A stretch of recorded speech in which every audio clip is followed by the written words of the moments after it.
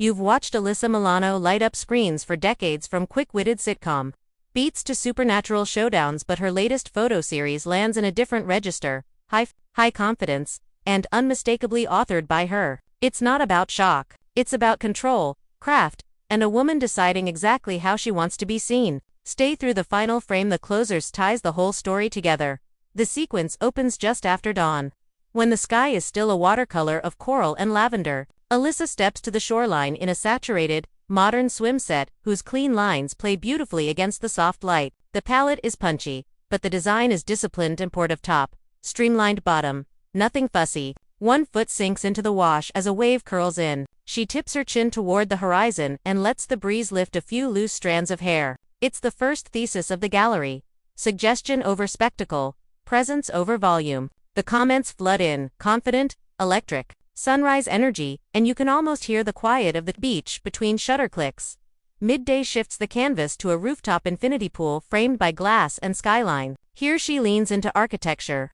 A reflective metallic one-piece paired with a cropped jacket she shrugs on and off between shots. The suit throws back the blue of the sky and the steel of nearby towers, so every turn becomes a conversation with the city. She stands tall at the water's edge, length through the legs, shoulders stacked, arms sweeping her hair back as the sun paints crisp seams along the silhouette. It reads modern without meanness: sleek lines, soft attitude.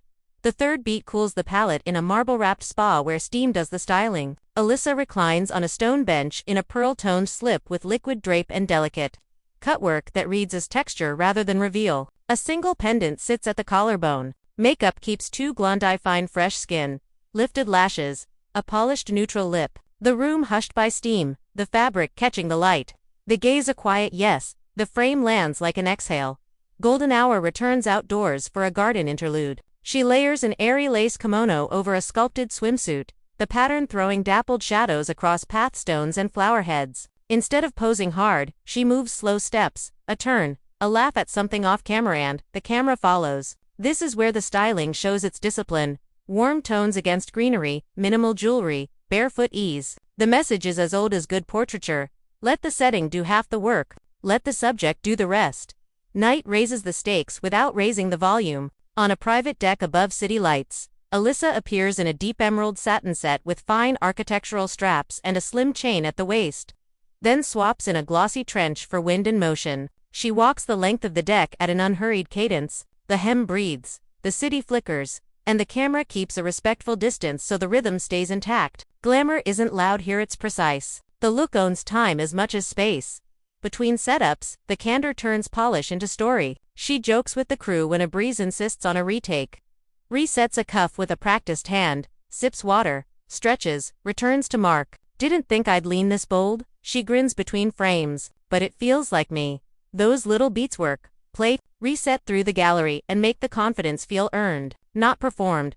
Step back and the takeaway is portable. Intention beats volume. Choose pieces where every detail earns its place. Structure is your ally, good tailoring is kindness to your frame. Let the moment breathe. Poise travels farther than pose. If one scene became your favorite: the sunrise shoreline, the metallic city mirror, the marble hush, the lacelit garden, or the emerald night walks, save it for your mood board and remember why it worked.